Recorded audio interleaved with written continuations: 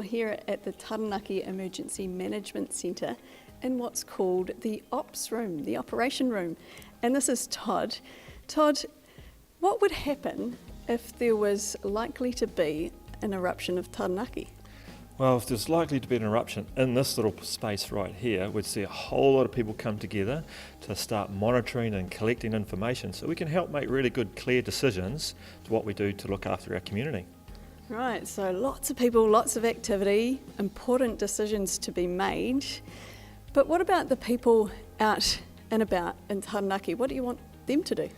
Well, all our community groups, and it goes further than Taranaki, so it's our people, our neighbours, our Waikato, our Bauaplenini, our Hawke's Bay. So what we want those people to do is look out for all the information that we're putting out and follow our advice. So it could be a long time before we need to do anything really drastic, but we want people to be prepared. So listen to the advice of the experts, our universities and our civil defence teams.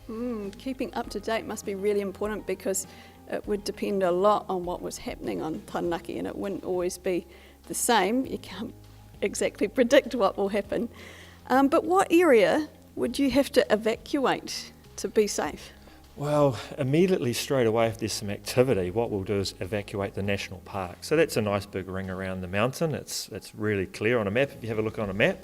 Otherwise, we're not going to evacuate areas straight away because we need to see what happens. New Zealand has a predominant wind direction, so if it does erupt, that ash is going to go in a certain direction, so it's not going to affect everywhere.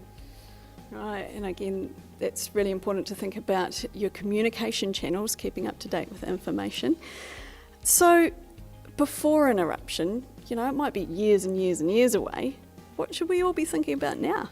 Oh, we need to think about lots of things. We need to think about making a plan with our families, our mums and dads, aunties and uncles, brothers and sisters, grandma, granddads.